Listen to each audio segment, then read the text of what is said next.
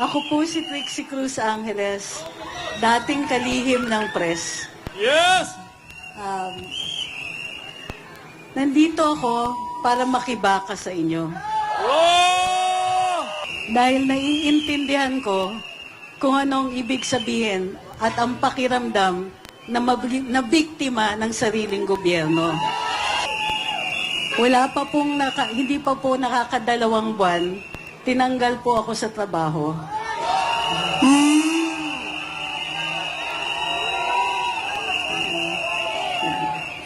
Wala naman akong ginawa.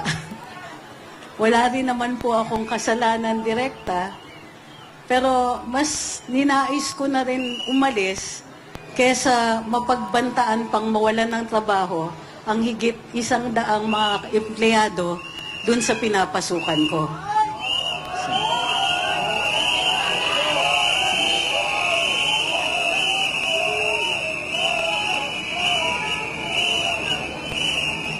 Pumupunta tayo sa eleksyon para mamili ng pinuno. Hindi natin inaasahan kapag ang pinuno na yon o ang pamunuan, sila mismo ang gagamit ng dahas sa sariling tao. Sila mismo ang lumalabag sa saligang batas. Sa dami ng problema ng bayan, pagkain, tubig, kuryente, transportation, internet, trabaho, edukasyon, kulang ang pondo. Parati na bumalik na tayo sa mga araw na tuwing may hinihingi tayo, sasabihin walang pondo para doon. Pero may pondo para doon sa kaduda-dudang 500 billion na ayuda. Mga kurap kayo!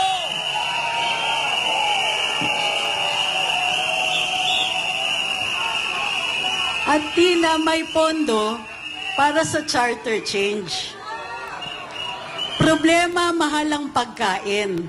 Nagmahal ang tubig. Nagmahal ang kuryente. Ang mahal ng transportation cost. Ang reseta nila sa atin, charter change at term extension. Bagong Pilipinas, mahal ang bigas! Bagong Pilipinas, mahal ang bigas! Bagong Pilipinas, mahal ang bigas! Bagong Pilipinas, mahal ang bigas! Pinoproblema natin mga basic, mga kailangan natin para lang mabuhay.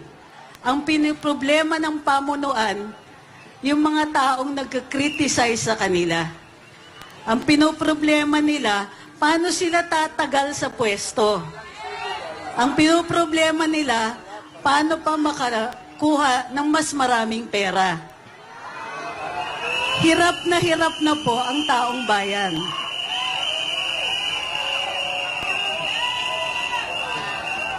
Pati mga taong simpleng mamamahayag, kailangan tanggalan ng trabaho.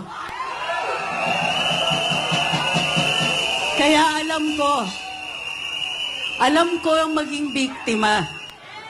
Alam ko, yung tao na nagtatrabaho lang kayo ng maayos, ginagawa lang yung dapat ninyong ginagawa at dati nang ginagawa, pero dahil takot ang pamunuan sa inyo, kailangan tanggalan kayo ng trabaho at tanggalan ng boses. Pinagagalak ko po, makita ko yun lahat ngayon. Hindi lang dahil buhay na buhay ang demokrasya, pero dahil panahon na kung tinatanggalan tayo ng boses, titindigan natin ang ating karapatan. Wala pang 2 taon ng administrasyon. Maaga pa lang nakalimutan na lahat ng pangako. Hindi ba yung pagkain, pangako yun? Hindi ba yung murang bigas, pangako yun? Hindi ba sinabi aayusin, kuryente, tubig, internet? Di ba pinangako lahat yon? Nasa na yung pangako? Sino galing? Sino galing? Sino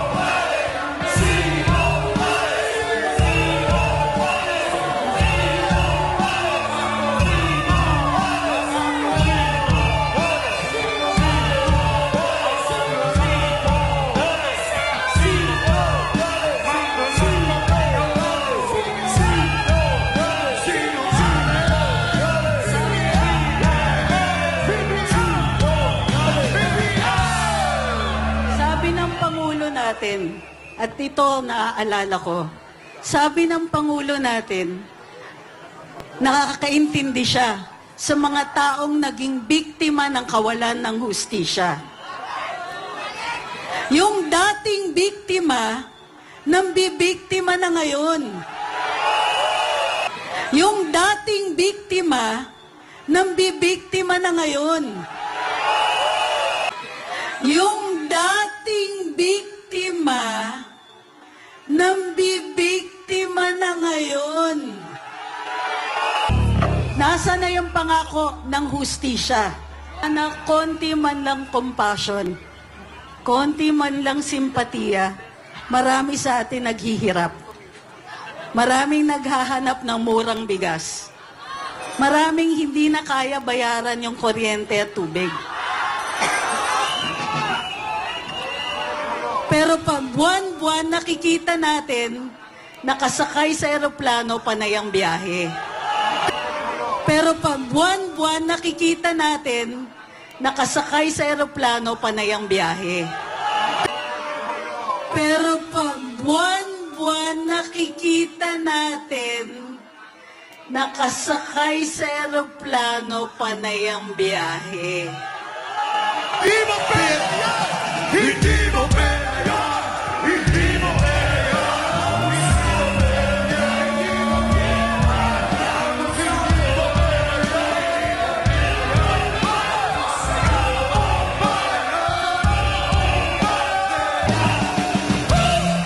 Alam niyo yung mas masakit? Maliwanag yung hinanaing ng taong bayan. Imposibleng hindi tayo marinig. Andito tayo, publikong lugar. Malakas ang boses. Naka-broadcast, nasa social media. Imposibleng hindi nila tayo naririnig. Ang pinakadasal ko ngayon, sana yung dating biktima, maalala niya kung paano maging biktima. Maalala niya kung paano mag-alala kung anong kinabukasan niya. Mag-alala kung makukulong ba sila. Di ba may panahon na umabot sila sa ganon? Ngayon sila na nambibiktima.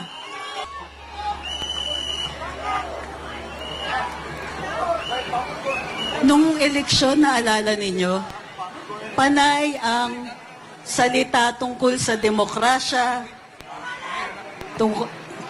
tama, tungkol sa karapatan, tungkol sa pagbabangon. Sana hindi tayo kinakalimutan, sila lang yung bumangon eh. Wala utang na loob! Wala utang na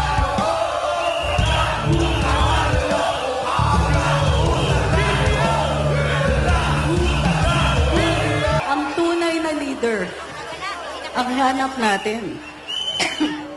Ang tunay na pamumuno, nakikita niya yung daan. Nakikita niya kung saan tayo papunta at isasama tayong lahat. Tama! Eh, nang iiwan sila. Abu!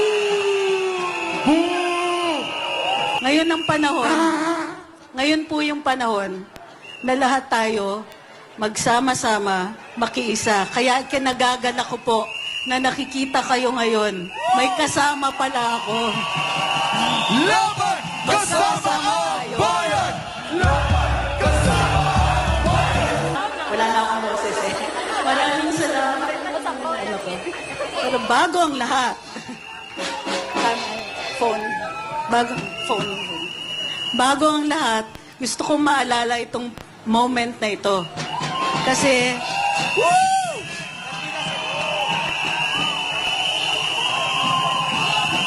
Laban!